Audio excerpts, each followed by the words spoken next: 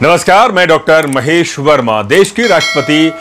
द्रौपदी मुर्मू महोदया ने एक बहुत बड़ा एक आर्टिकल लिखा, विशेष मुद्दा महिला अपराध को लेकर, और खास तौर पर रेखांकित किया कलकत्ता की घटना को लेकर, जहां कलकत्ता में एक ट्रेनी डॉक्टर के साथ बलात्कार होता है, उसकी हत्या हो जाती है, बड़ा आंदोलन होता है, राष्ट्रपति शासन लगाने की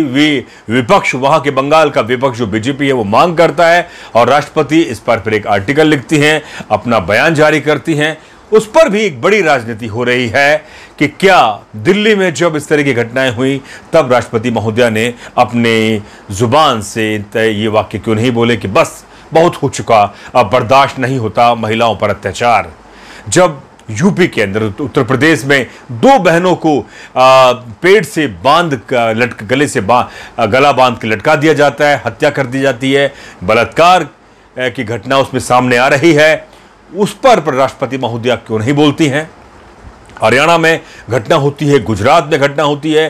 राजस्थान में लगातार घटनाएं इस तरह की सुनने को मिली हैं, लगातार हो रही हैं। बिहार में अभी हाल में बिहार में घटना हुई, तो सोचिए कि जब राष्ट्रपति महोदया दलगत राजनीति से में संलिप्त होकर अगर इस तरह की बात कहते हैं, तो तमाम विपक्ष के राजनीतिक दल राष्ट्रपति महोदय के इस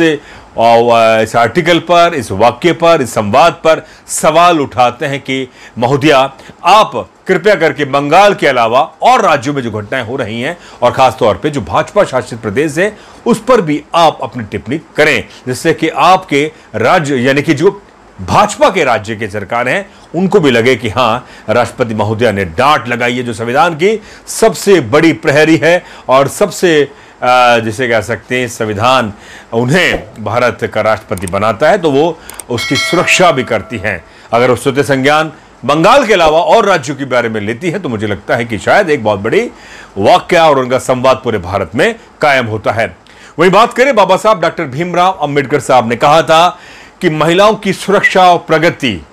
से ही पता लगता है कि उनका समाज कैसा है।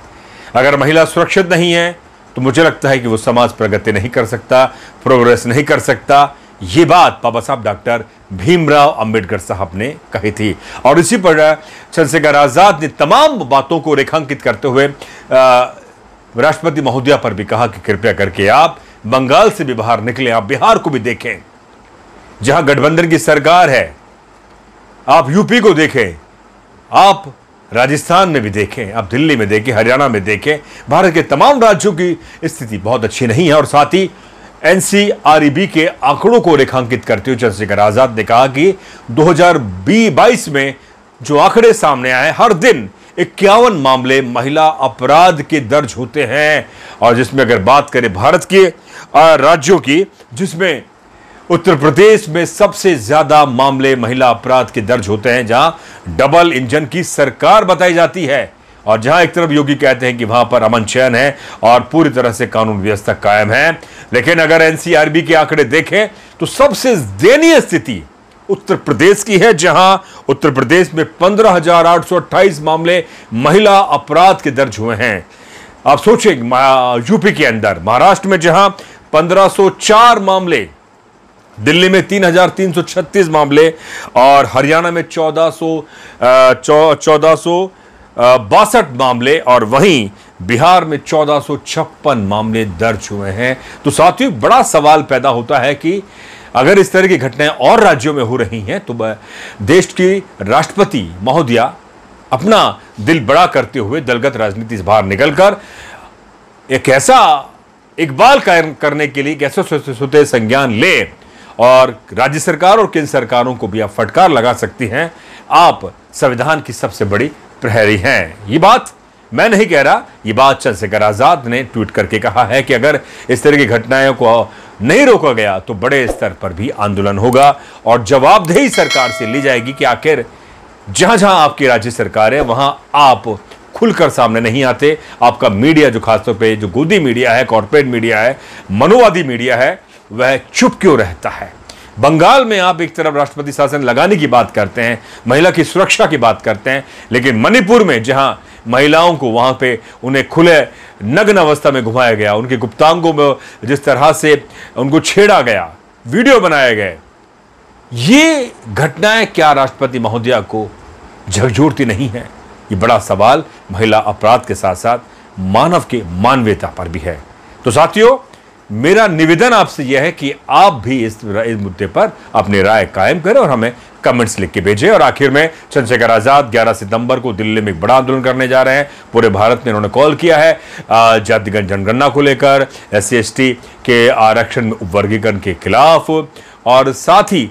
निजी क्षेत्र में जो आरक्षण के लिए भी उन्होंने कहा कि निजी क्षेत्र में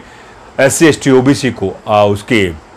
जनसंख्या के आधार पर आरक्षण मिलना चाहिए। तमाम मुद्दों पर चंद्रशेखर आजाद अपनी आवाज को बुलंद करते रहेंगे। तो साथियों, आप इस मुद्दे पर अपनी राय जरूर लिख के भेजें कि क्या जिस तरह की घटनाएं हो रही हैं उस पर क्या राष्ट्रपति सिर्फ एक विशेष राज्य पर ही अपनी टिप्पणी करें, या भारत के अन्य राज्यों में जो घटनाएं हो रही हैं उस पर वो शांत क्यों हो रही हैं। बहुत बहुत शुक्रिया। जय भीम, जय भारत। आखिर में कहेंगे कि डेमोक्रेटिक भारत को आप सब्सक्राइब करें, अपनी राय लिखकर भेजें। और आखिर में एक बात और मैं आपसे निवेदन करना चाहूंगा कि आप डेमोक्रेटिक भारत को आर्थिक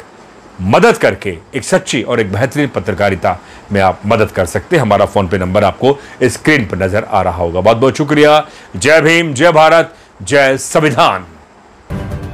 वीडियो अच्छा लगा तो चैनल को सब्सक्राइब, वीडियो को शेयर और ज्वाइन बटन दबाकर आर्थिक मदद कीजिए।